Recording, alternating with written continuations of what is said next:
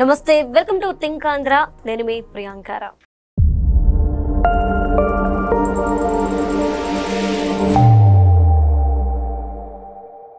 ఒకప్పుడు ఎవరైనా తప్పిపోతే వాళ్ళ గురించి మనం కనబడట లేదు అని పోస్టర్లు పెట్టడం, అలానే టీవీల్లో వాటిలో అడ్వర్టైజ్మెంట్ ఇవ్వడం అనేది చూస్తూ వచ్చాం. అయితే ఇప్పుడు దీన్ని కొంతమంది ఎక్స్ట్రీమ్కి తీసుకెళ్తున్నారు. అంటే మార్నింగ్ ట్విట్టర్లో ఒక పోస్ట్ చూశాను. వైసీపీకి చెందిన ఒక కార్యకర్త ఒక పోస్ట్ పెట్టారు. కనబడుట లేదు అని చెప్పి పవన్ కళ్యాణ్ గారి ఫోటో పెట్టారు. దాని కింద ఒక లిస్ట్ కూడా ఇచ్చారు.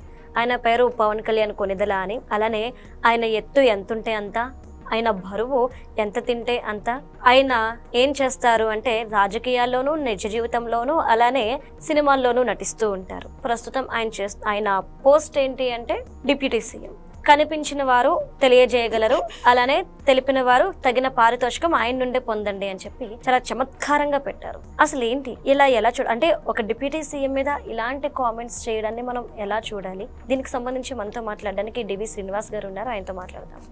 నమస్కారం. నమస్తే అన్న. కనబడట లేదు అని చెప్పి పవన్ కళ్యాణ్ గారి ఫోటో పెట్టి కొంచెం చమత్కారంగా రాసుకొచ్చారు. వరుసగా మనం చూస్తే గనక ఆయన సినిమాల్లో కూడా కొంచెం కమిట్మెంట్ ఇచ్చున్నారు కాబట్టి బిజీ స్కెడ్యూల్ చూస్తున్నాము. అలానే ఆయన వృత్తిపరంగా ఆయన చేయాల్సింది చేస్తున్నారు. అయినా సరే మీడియా ముందు కనిపించట్లేదని, లేదంటే సోషల్ మీడియాలో ఎక్కడ ఆయన ఏ పోస్టులు సరిగ్గా పెట్టట్లేదని చెప్పి కనబడట లేదు అని చెప్పి పెట్టడం ఎలా చూడాలి? అసలు ఆ పోస్ట్ పెట్టినాడు, ఎక్కడ ఉన్నాడు? కనపడుతున్నాడా? లేదు, అసలు డీపీ కూడా లేదు. దానికి పరారయ్యాడా? అంటే ఇవాళ వాళ్ళంతా పరారవుతున్నటువంటి పరిస్థితుల్లో ఐఏఎస్లు పరారి, ఐపీఎస్లు పరారి, అసలు సిమెంట్స్ ఫ్యాక్టరీ ఫైనాన్స్ డైరెక్టర్లు పరారి, అటు ఎమ్మెల్యేలుగా చేసిన వాళ్ళు, మంత్రులుగా చేసిన వాళ్ళు, అసలు కాకాని గోవర్ధన్ రెడ్డి 2 నెలలుగా పరారి. ఇప్పుడు ధనుంజయ రెడ్డి, కృష్ణమోహన్ రెడ్డి పట్టుకొచ్చినట్టున్నారు, నిన్న వచ్చారు. 20 రోజులుగా వాళ్ళు పరారి. ఎవరు? బాలాజీ గోయిందప్ప, అతను ఎవరు? పిన్నెల వెంకటరామరెడ్డి. అసలు అతను సంవత్సరంగా పరారీలో ఉన్నాడా?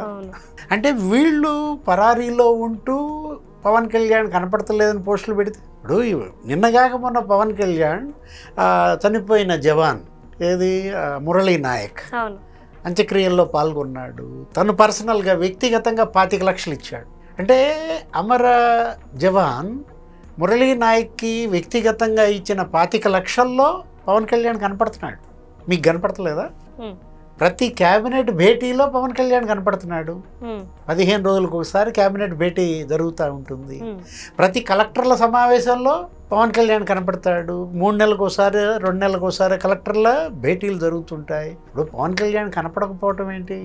అంటే వీళ్ళకి ఏమన్నా దృష్టి దోషమా, ఏమన్నా మసకొచ్చిందా, లేదా అసలు వాళ్ళు పెడుతున్నటువంటి కేసులు, లేకపోతే ఈ జైళ్ళు, ఈ అరెస్టులు, హాస్పిటల్స్ దిమ్మ తిరిగిందా? ఇవాళ ఈ లిక్కర్ మాఫియా భరతంలో పవన్ కళ్యాణ్ కనపడుతున్నాడు. ల్యాండ్ మాఫియా భరతంలో పవన్ కళ్యాణ్ కనపడుతున్నాడు. నిన్నగాక మొన్న అటవీ కేసులు పెట్టారు కదా, పెద్దిరెడ్డి రామచంద్రారెడ్డి పైన పెట్టిన అటవీ కేసులో పవన్ కళ్యాణ్ కనపడుతున్నాడా లేదా?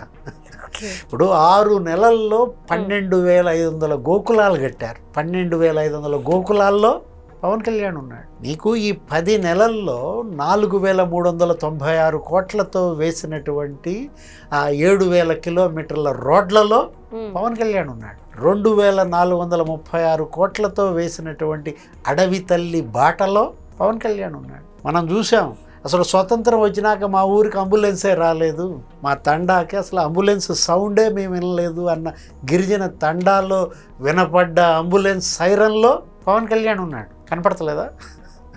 అంటే ఎందుకు వీళ్ళు టార్గెట్ పవన్ కళ్యాణ్ అనేది తీసుకున్నారు?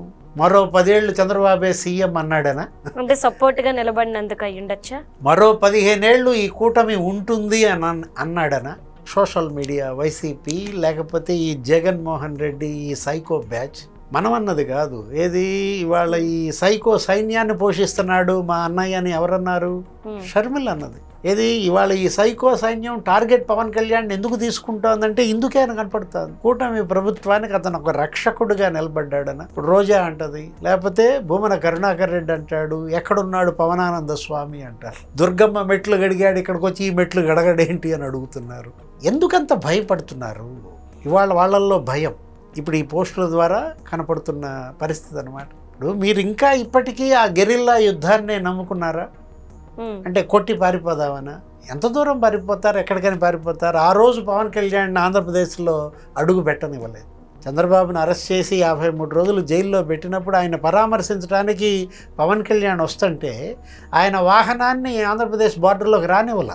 ఎవరు? జగన్మోహన్ రెడ్డి సీఎంగా రోడ్డుకు అడ్డంగా పడుకున్నాడు.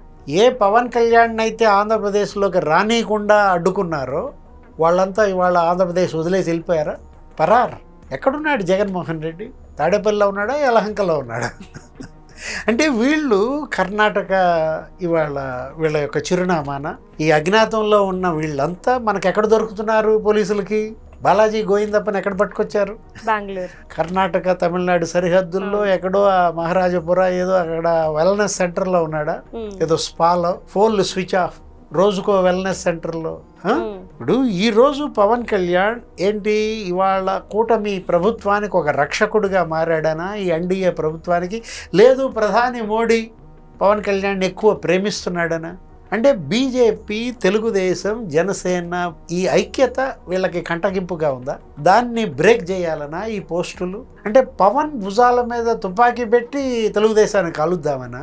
వీళ్ళంతా కట్టెలు పెడితే పొయ్యిలో వాళ్ళంత చక్కగా చలిగాచుకుంటున్నారు. వీళ్ళంతా విడగొట్టాలని చూస్తే వాళ్ళంతా వాటేసుకుంటున్నారు. మరి మీకు దండం పెడతా, మీరు ఇప్పటికైనా ఈ పోస్టులు మానుకోండి. వాళ్ళు ఏదో తిట్టుకుంటారు, విడిపోతారు. మీరు ఈ పోస్టులు పెట్టినంత వరకు వాళ్ళ మధ్య ఐక్యత పెరుగుతోంది. ఇప్పుడు బాలకృష్ణ ఫ్యాన్స్ని ఏదో రెచ్చగొట్టాలని చూస్తారు, వీళ్ళే దూరతారు. అందులో వీళ్ళే ఆ పేరు కూడా పెట్టుకుంటారు, చౌదరి అని పెట్టుకుంటారు. వీళ్ళే చిరంజీవిని తిడతానో లేకపోతే పవన్ కళ్యాణ్ తిడతానో పోస్టులు పెడతారు. అంటే రీసెంట్ గా కూడా ఎన్టీఆర్ గారి మీద కూడా ఇలాంటి పోస్టే, ఎక్కడో తప్పు జరిగింది, మిస్టేక్ జరిగింది, అది పక్కన పెడితే వీళ్ళే అల్లు ఆర్మీ అని చెప్పి కొంతమంది మేము ఎన్టీఆర్ గారికి సపోర్ట్ చేస్తున్నాము, వీళ్ళంతా వచ్చి టీడీపీ కావాలని చెప్పేసి ఎన్టీఆర్ గారిని తొక్కేస్తుంది అని చెప్పి కొంతమంది ఈ విధంగా పోస్టులు పెట్టారు. ఇది పెట్టినప్పుడు కూడా కొంతమంది తేల్చి చెప్పారు, ఇది నిజంగా అల్లు ఆర్మీది కాదు, వేరెవరో ఇందులోకి చొరబడి చేస్తున్నారు అని చెప్పి అంటున్నారు. ఎందుకు ఈ విధమైన ప్యాటర్న్ ఎంచుకున్నారు? అంటే మామూలుగా మనకి ఇళ్ల దగ్గర గేట్ దగ్గర బోర్డు ఒకటి పెట్టుంటుంది, బివేర్ ఆఫ్ డాగ్స్. మన ఇంట్లో కుక్క ఉందనుకో, మనం బయట ఆ బోర్డు పెడతాం. ఇప్పుడు ఆంధ్రప్రదేశ్కి ఒక బోర్డు పెడదామా, బివేర్ ఆఫ్ సైకోస్ అని. ఇవాళ ఈ సైకోల బారిన పట్టకుండా మీరు అప్రమత్తంగా ఉండండి అనే బోర్డు పెట్టుకోవాలి వాళ్ళ ఆంధ్రప్రదేశ్కి అనమాట. ఎందుకంటే అంత ఉన్మాదం. ఒక రకంగా వీళ్ళందరినీ సోషల్ సైకోలు అన్నారు. అంటే జగన్మోహన్ రెడ్డి 5 ఏళ్ళు సీఎంగా ఆంధ్రప్రదేశ్ని ఎలా ఉన్మాదుల రాష్ట్రంగా మార్చాడు. ఇప్పుడు అదే కదా ఏది ఆ తెలుగుదేశం క్యాంపెయిన్లో కూడా నీకేం నడిచింది? సైకో పోవాలి, సైకిల్ రావాలనో ఏదో వాళ్ళు స్లోగన్స్ అప్పట్లో. వాళ్ళ సైకో విముక్త ఆంధ్రప్రదేశ్ మారాలి. ఇప్పుడు ఆ రోజు పవన్ కళ్యాణ్ ఏమి కాయిన్ డైలాగ్ ఇచ్చాడు? వైసీపీ విముక్త ఆంధ్రప్రదేశ్ అన్నాడు. ఎన్నికల ప్రచారంలో ఆయన మాట్లాడుతూ వైసీపీ విముక్త ఆంధ్రప్రదేశ్ అన్నాడు. Hello AP, by by YCP అన్నాడు. అప్పుడు అవే అప్పట్లో బాగా జనంలోకి ప్రజాదరణకి వెళ్ళాయి. మరి నిజంగానే వైసీపీకి బై బై చెప్పేలా చేశాయి. నిజంగానే ఆంధ్రప్రదేశ్ వైసీపీ విముక్త ఆంధ్రప్రదేశ్గా మారింది. ఇప్పుడు ఈ ఉన్మాద రహిత రాష్ట్రంగా ఆంధ్రప్రదేశ్ మారాలి. అంటే సైకో విముక్త ఆంధ్రప్రదేశ్ ఇవాళ ప్రతి ఒక్కళ్ళు కంకణబద్ధులు కావాలన్నమాట. ఈ సోషల్ సైకోలు లేకపోతే ఈ పొలిటికల్ సైకోలు చాలామందిని అరెస్ట్ చేశారు, జైళ్లలో పెట్టారు. ఇలాంటి పోస్టులు పెడుతున్నాళ్ళు. ఏది మనం చూసాం, ఎవరో సుధారాణి అంట, ఆమె అయితే అసలు మరీ పచ్చి బూతులు. పాపం జైల్లో పెట్టినట్టున్నారు, మళ్ళీ ఏదో రిలీజ్ చేసినట్టున్నారు. ఎవరో ఒక ఆమె కృష్ణవేణి అంట, ఆమెను కూడా ఈ మధ్య ఇప్పుడు ఎక్కడ అరెస్ట్ చేసినట్టున్నారు, మళ్ళీ రిలీజ్ చేసినట్టున్నారు. ఆ బోరగడ్డ అనిల్ పరిస్థితి ఏంటి? ఇంకా జైల్లోనే ఉన్నాడా? అరగంటలో చంద్రబాబుని లోకేష్ని లేపేస్తా అన్నాడు. కోటమిరెడ్డి శ్రీధర్ని అసలు బుల్లెట్కి కట్టి ఈడ్చుకొస్తా అన్నాడు. ఏం చేస్తున్నాడు? నిన్న ఎక్కడ చూసే వీడియో, పాపం నడవలేక నడుస్తున్నాడా? ఆ వెహికల్ ఎక్కాలంటే చాలా ఇబ్బంది పడుతున్నాడు. ఎవరు? ఆ బోరగడ్డ అనిల్, లేదు వంశీ వల్లభనేని వంశీ అనగానే నువ్వు శేషు అంటావు. ఇవాళ వంశీ ఫోటో ఆ శేషు సినిమాలో రాజశేఖర్ ఫోటో నీకు సోషల్ మీడియాలో కలిపి హల్చల్ చేస్తున్నారు. సేమ్ ఒకే రకంగా ఉన్నారు. శేషు సినిమాలో రాజశేఖర్, లేకపోతే ఈ వంశీ. రంగు వెలిసిందా? తెల్ల జుట్టు బయటపడిందా? అంటే ఇవాళ వీళ్ళకి సానుభూతి, నీకు జాలి కూడా రావడం లేదంటే వంశీ కూడా పాపం నడవలేక నడుస్తున్నాడు, దగ్గుతున్నట్టున్నాడు. 20 కిలోలు ఏదో తగ్గాడంట. అంటే వీళ్ళ నోటి దూల, వీళ్ళ యొక్క చేతి వాటం దోచేశారు. ఏది? లిక్కర్ దోచేశారు, ల్యాండ్స్ దోచేశారు, అసలు గనులు, డిస్టిలరీలు, అవినీతి విపరీతంగా. అసలు ఒక 10 చేతుల దోపిడీ చేసిన ఫలితం ఇవాళ జైళ్ళు, లేకపోతే అరెస్టులు, కేసులు, హాస్పిటల్స్. ఎక్కడున్నాడు కొడాలి నాని? ఎవరికీ అయిపోయిందా బైపాస్ సర్జరీ? అంటే వీళ్ళు ఇవాళ ఈ పరిస్థితి వచ్చిందంటే కనీసం జనంలో ఇప్పుడు కూడా అయ్యో వంశీ, అయ్యో కొడాలి నాని అనే మాట జనంలో రావటం లేదంటే వీళ్ళు అన్ని పాపాలు, అన్ని నేరాలు చేశారనమాట. పోసాని కృష్ణమురళి పరిస్థితి అసలు కనపడుతున్నాడు స్క్రీన్ మీద. ఆ రోజు అతను అన్న మాటలు, పవన్ కళ్యాణ్ని ఉద్దేశించి బూతులు, అరే అసలు ఒక సభ్య సమాజమే తల దించుకునేలా వీళ్ళ పాలకులు, వీళ్ళ ప్రజాప్రతినిధులు, ఇలాంటి వాళ్ళు మన ఎమ్మెల్యేలను ఎలా చెప్పుకుంటాం? మొత్తం వాళ్ళు ప్రక్షాళన చేశారు. ప్రజా తీర్పు మొత్తం ఎవరైతే ట్రెస్పాసర్స్ అందరినీ కూడా ఇవాళ శిక్షించారు. 151 సీట్ల నుంచి ఇవాళ 11 సీట్లకు వచ్చిందంటే కారణం ఈ పోస్టులే. ఏది ఇంకా వీళ్ళు ఆ పోస్టులు మానటం లేదంటే ఇంకా ఏం జరగాలి వీళ్ళకి? ఇప్పటికి కూడా వాళ్ళల్లో మార్పు రాకపోతే ప్రజలే మార్చేస్తారు. ఇప్పుడు జగన్మోహన్ రెడ్డి కాకపోతే షర్మిల. నిన్నేదో సర్వే చూసే, ఏదో పైనీర్ సర్వే అంట. ఏంటి అసలు 70% ఇవాళ కూటమి ప్రభుత్వానికి అనుకూలంగా వేశారు. జగన్మోహన్ రెడ్డి నాకు 40% ఓట్ బ్యాంక్ ఉందంటున్నాడు.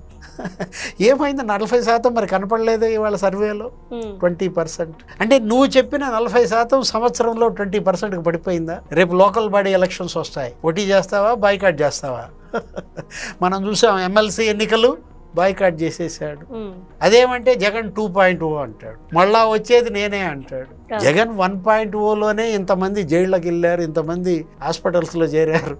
మరి జగన్ 2.0 ఇంకేమవుద్దు? జనం భయపడుతున్నారు ఎప్పుడు మారతారా అని. Okay, right. Thank you so much sir. నమస్తే.